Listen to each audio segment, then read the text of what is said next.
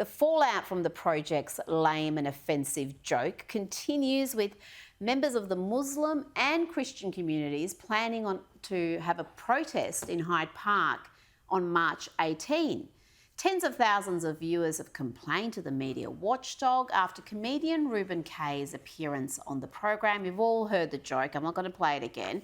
It's an issue my next guest, Cumberland City Councillor Steve Christou, feels passionately about, and he's going to be raising it at the next council meeting this Wednesday. Steve, thank you for joining me. What sort of response are you looking for here? Well, look, we're looking to hold Channel 10 and Reuben accountable. People have had enough of this garbage, and they see religion as an easy target, especially the Christian religion, and enough's enough. We want to draw a line, and hundreds and thousands of people have been offended, deeply offended, and people like Reuben Kaye cannot continue to insult people of faith, no matter what background you come from, Christian, Orthodox, Muslim, Buddhist. You do not insult people's faith. But are we in danger of having blasphemy laws if you can't insult people's faith, if you can't be offensive when it comes to religion? Well, look, given that this day and age you can't insult anything, basically, so why not, on a serious note, put religion into that?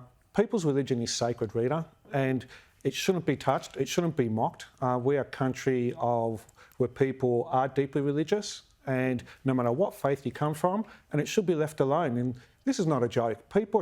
Some people in some sections are trying to pass it off as a joke. It wasn't funny. That was my biggest objection with it. Granted, I'm not religious, but to me, it was just such a lame joke. It wasn't in the least bit funny. And, I pretty much forgive anything if it's funny. Now, and I know you are wanting to write to Channel 10 executives, but do you expect to get a response? This is a network where the bosses can't even bring themselves to say Australia Day. I mean, this is the DNA of this network at the moment. This is very much a leftist organisation. So are you expecting to get a response? Well, look, we are, because if people don't put pressure on them, they're never going to learn their lesson. And at the end of the day, this is an American-owned network now, I believe, and try telling them that you can't celebrate July 4th. Well, and they need to be held accountable. And for too long, the likes of The Project and Wally Daly have been getting away with a lot of stuff.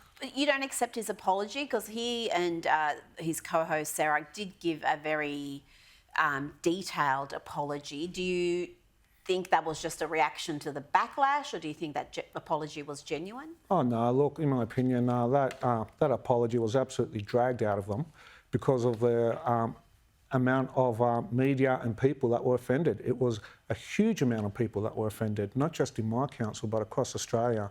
And I believe there have never been complaints like Channel 10 have received in recent memory. Yeah, I've read that it was considerably more than the number of complaints Carl Sandilands got for a very controversial segment. Steve Christou, thank you so much for joining me. I appreciate it. Thanks for having us.